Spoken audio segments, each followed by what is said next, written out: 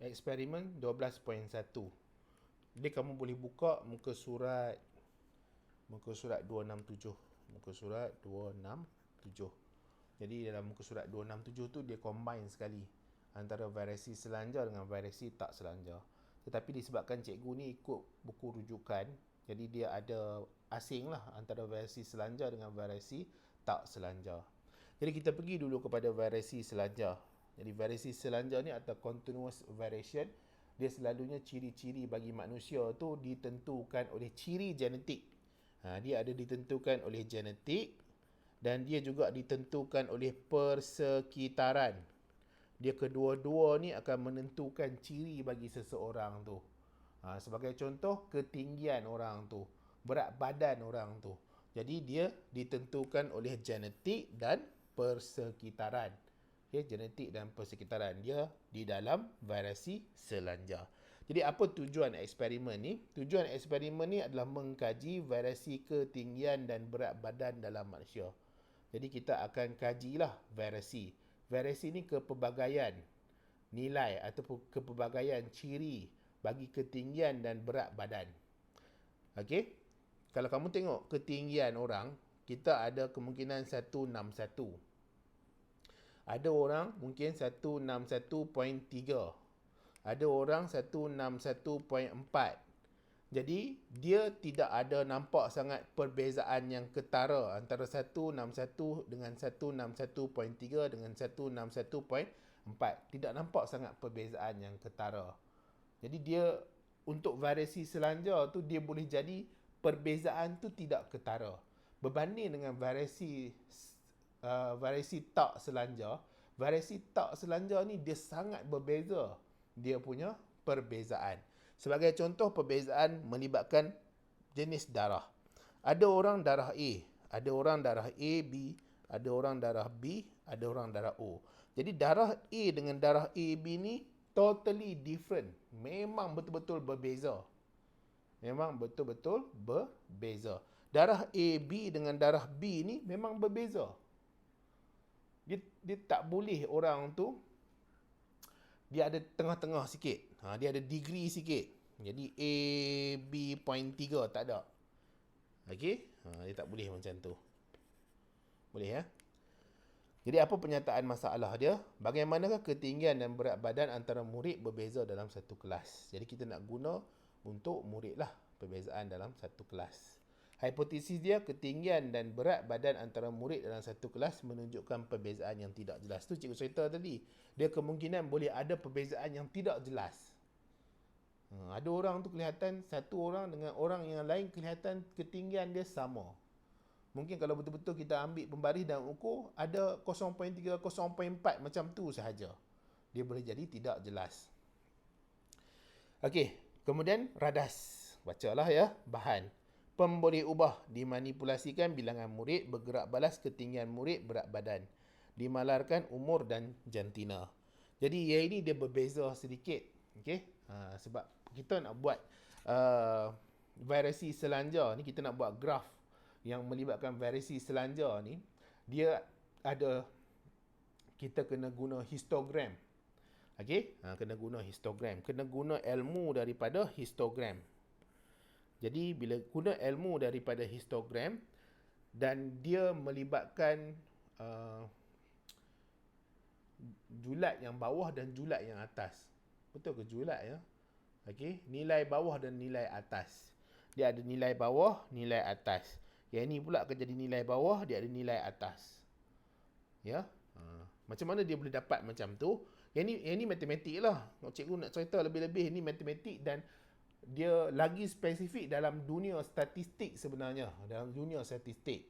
Yang dia akan membentuk graf berbentuk loceng. Sangat-sangat penting graf berbentuk loceng ataupun kita panggil taburan yang normal. Taburan normal. Sangat-sangat penting dalam dunia statistik. Jadi banyak analisa-analisa yang dibuat adalah berdasarkan taburan normal. Sebab apa? Kalau kita ambil data daripada jumlah populasi sebenar, selalunya dia akan membentuk taburan normal. Okey?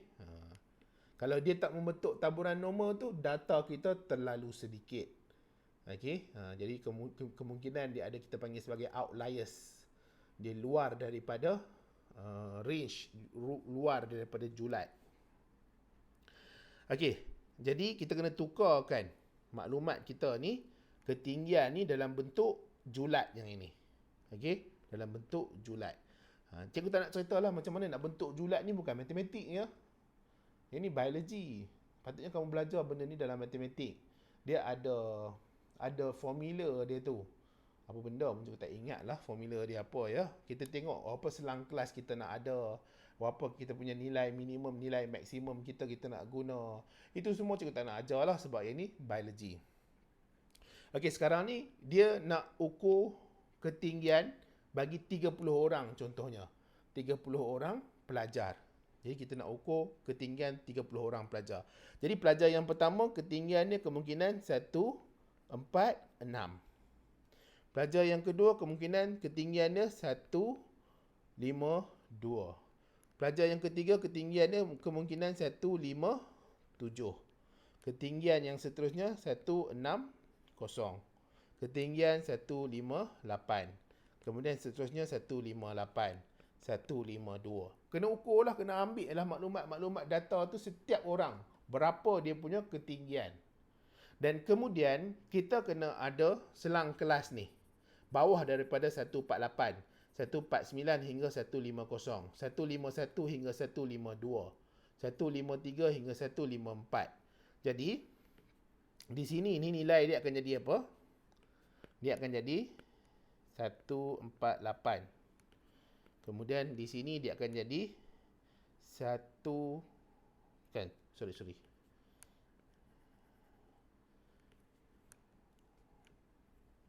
Betul lah, 148.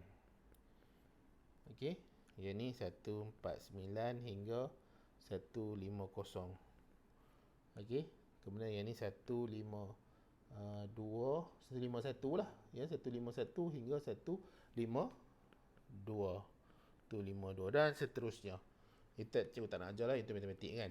Jadi macam mana kita nak dapatkan nilai yang bawah daripada 148 ni? Kita kira lah berapa bawah 148 ni, satu je ada. Jadi satu saja. Okey, satu sahaja. Kemudian 149 kita kira pula ada berapa sampai 150.